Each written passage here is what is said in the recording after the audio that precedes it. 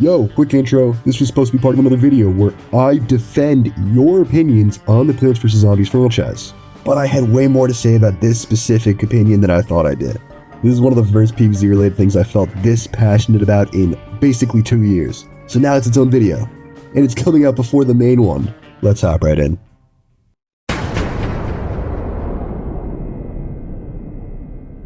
Let's get the obvious out of the way. Yes, Garden Warfare 2 has a wider cast of playable characters. Yes, Garden Warfare 2 is better than its predecessor in many gameplay aspects, including auto-healing, respawning, and balancing game modes. Yes, it is exactly as advertised.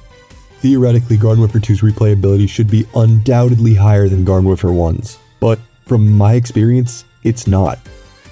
I first interacted with the greater PvZ online community during the summer of 2019, and over the last 6 years, I don't think I've seen anyone talk about this. But Garden Warfare 1 feels so much more like a Plants vs. Zombies video game than Garden Warfare 2 does. I'm sure you've seen people express the sentiment that the first game's maps are better than the second ones. They're right. Garden Warfare 1's maps are so much more appealing. But the maps are just a microcosm of the overarching reason why Garden Warfare 1 is better than its sequel. The developers behind Battle for Neighborville seem to recognize this too. There is so much more charm in the first game. Look at how friendly, vibrant, and inviting Garden Warfare 1's vibe is. It's evident everywhere throughout. The lighting, the character selection screen, the main menu's billboard, the bouncing scarecrows that are only in this game for some reason, the ops ending screen, the far-off, inaccessible hilly backdrops, the yeah when you connect to the EA servers and the ew when you exit a match. Each of these minuscule details and many more left unmentioned were specifically designed to ooze this endearing personality. No wonder there's a PC mod for Garden Warfare 2 that restores the first game's skyboxes and that so many players use it. Even those add so much to the game. Also, much like PvZ 1, Garden Warfare 1 struck a perfect balance between this charm with grittiness and edginess. The concept artists for this game have a better grasp on the franchise's identity than literally anyone else, and the developers did an amazing job of translating it into the game itself. The atmosphere is so unbelievably raw, plus the zombies genuinely feel threatening, as if there are actual stakes at hand. And on top of that, everything feels so real. You can relate to these locations because they truly feel like places you have been to, even if there's enough stylization to separate it from reality. The maps themselves are just the most obvious example of all of this, which is why everyone exclusively talks about them. Garden Warfare 1 is a masterclass in visual design.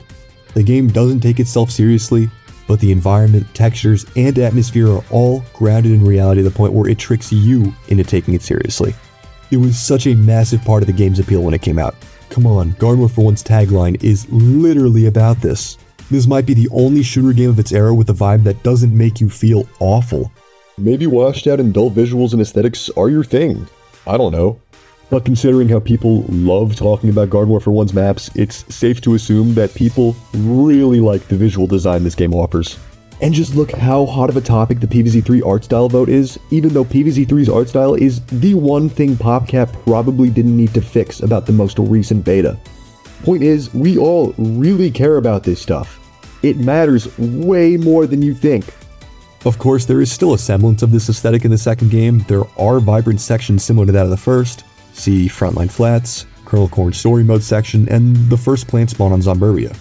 And the devs still had fun with minor details in setting design. But I find myself confused with the visual direction of the game. Garden Warfare 2 takes place 2 years after Garden Warfare 1. This is the first and only time, to my knowledge, that a continuity existed between PvZ games. I love that the devs decided to further a narrative here. It thematically makes total sense that much of suburbia has been zombified. I don't think these zombie-controlled sections are perfect. The general setting and atmosphere are way too gloomy and draining for my liking, especially in regards to the poor lighting, and there's a heavy over-reliance on Zomboss's technology. But I appreciate what they were going for, and they're still pretty cool. However, Garden Warfare 1 does a much better job at implying what a threatening zombie dystopia would look like. Garden Warfare 2's atmosphere doesn't make me feel anything like Garden Warfare 1's zombie sections do, and the zombies themselves are way less intimidating as a result. So what are we doing with half of the maps being about time travel? I think Seeds of Time works perfectly fine in this game, and I get that there's this unofficial rule throughout every shooter game that each turf map has its own Team Vanquish map, but did Seeds of Time need 5 of these? That's more than the number of multiplayer maps that take place in Zomburbia, which is the entire theme of the game. It doesn't help that Coliseum is the only one of these 5 that's fun to play on. The maps on the moon aren't that enjoyable either. All of these combined for over half of all of the multiplayer maps, which, quite frankly, sucks. They feel forced and uninspired, like they only exist to round out the map count. And because they probably had to use these resources because of how expensive they were. They throw the realistic and relatable yet absurd aesthetic that the Plants vs. Zombies franchise has always masterfully combined out the window. It's cartoony and outlandish to a different degree, and all of the grit from the first shooter was lost in translation. By the way, I much prefer Garden Warfare 1's theology behind map design. The second game has a serious absence of flank routes, cover, and differences in elevation. Super P-Jump and Rocket Jump seem like pointless abilities because the devs made them pointless in the second game. It goes without saying that there's way less cohesion in aesthetic and atmosphere design in Garden Warfare 2. As a result, the game suffers tremendously.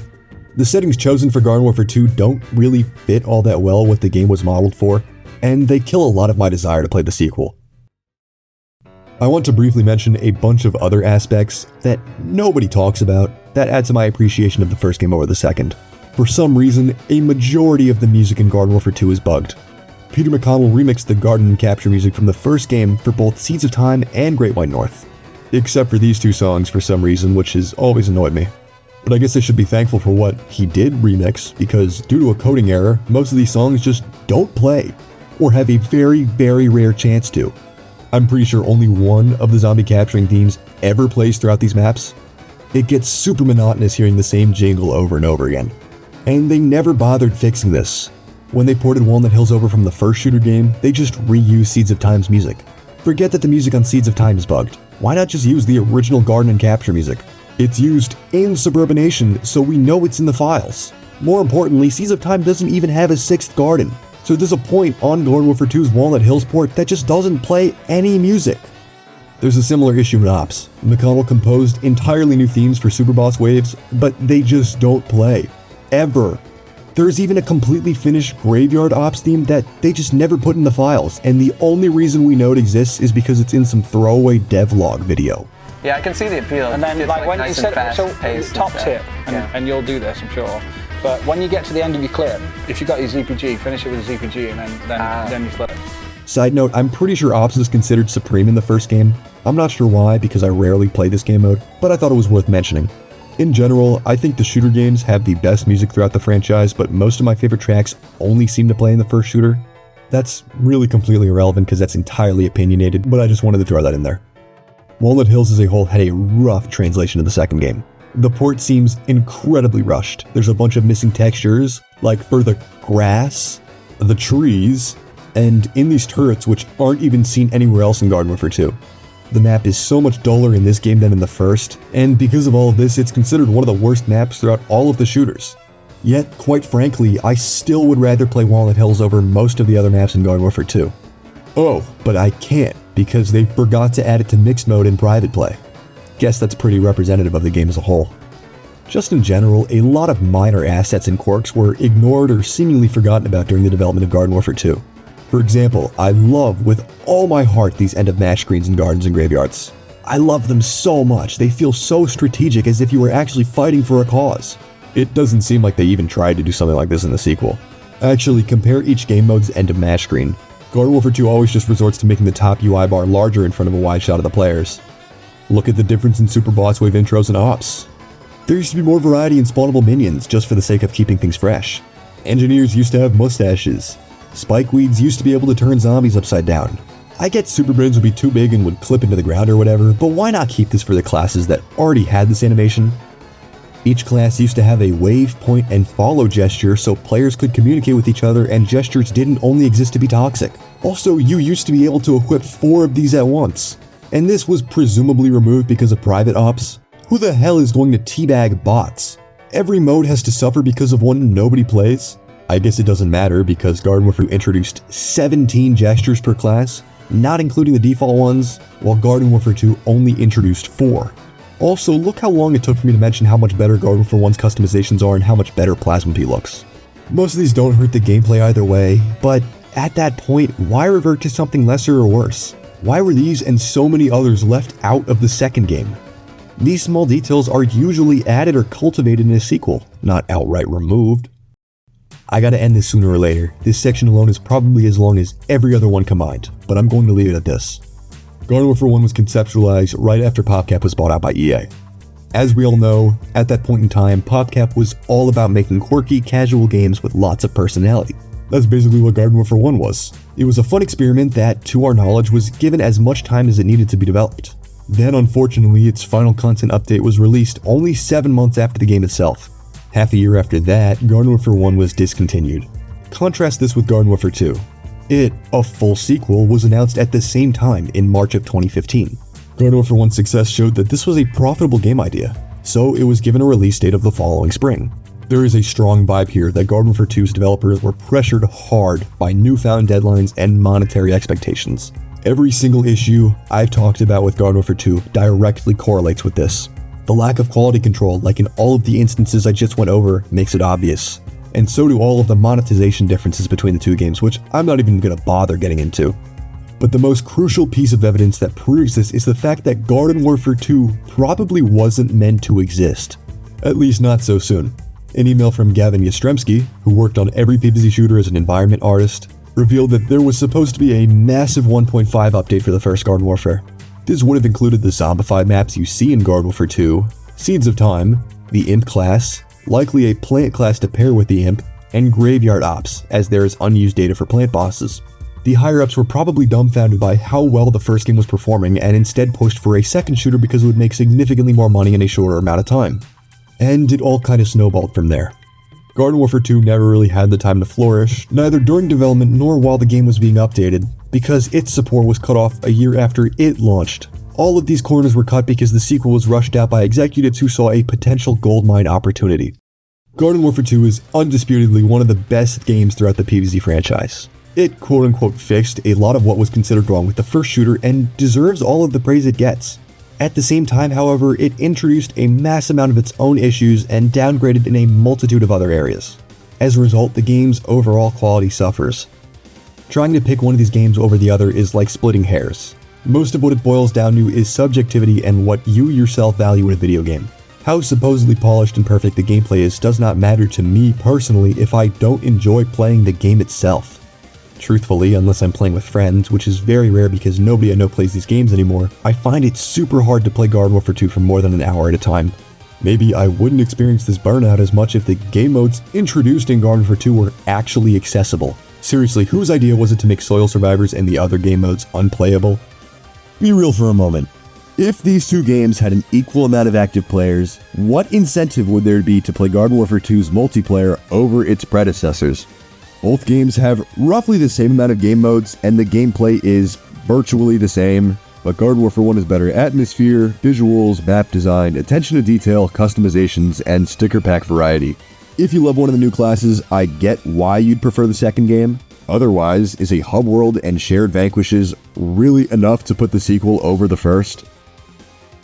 There is this preconceived notion throughout the PvZ community that's plagued it for almost a decade that people who think Garden Warfare 1 is better are nothing more than nostalgic. That the first shooter is just a proof of concept. That it's not worth ever playing. Come on, man. Give credit where credit is due. I really don't care if Garden Warfare 2 has the better gameplay. Above all else, Garden Warfare 1 is the superior experience. I didn't bother talking about anything related to character balancing because I don't really care. I've always been a strong believer in that the viability of characters is mostly influenced by the players themselves, and that everyone plays the game a different way, and that every multiplayer lobby is different, so it's pretty ridiculous treating variants and their capabilities as finite. It's not like the tower defense games where everything is set in stone, all the same zombies are always going to spawn here, and you're always going to have this gimmick and this gimmick in the level, and these plants are just more efficient than these plants. No. Every single multiplayer match is different. It's all subjective. Who cares? Do I wish Tank Commander still had basically no fall-off? Hell yeah. But I don't think it's relevant at all when comparing both Garden Warfare games. Actually, the second game did Camo Cactus dirty. If you're gonna completely throw the environment on its head, don't fuck over the character all about blending in with it. Otherwise, this stuff doesn't matter. If you take away anything from this video, I hope it isn't the idea that I hate Garden Warfare 2. It's quite the opposite. I love Garden Warfare 2. It's probably my most played video game ever. I mean, just look at how many 30-second clips I recorded specifically for this video. That's gotta be like 6-7 hours of staring at my Xbox. Maybe more. Probably more. Because I had to sit there manually uploading every single one to Xbox Live so I could download it off my phone and port it onto my computer, because I'm not investing $300 in a capture card when I'm never going to use it ever again because this channel's dead as hell. The developers did a good job of masking all of the expectations and time constraints they endured while making this game. But it feels like the more I play, the more I notice, like how they didn't port the bloodshot eye texture, or how Chomper's burrow ability no longer has custom UI, or like this fuck-ass glitch that made my screen red, which I no longer have the video clip of because it was recorded 5 years ago, and everything else I mentioned in this video, and the more I become unsatisfied with the final product. And because of that, I just love Garden Warfare 1 slightly more. Yeah, that's basically it for this video. I'll see y'all in the next one. Peace.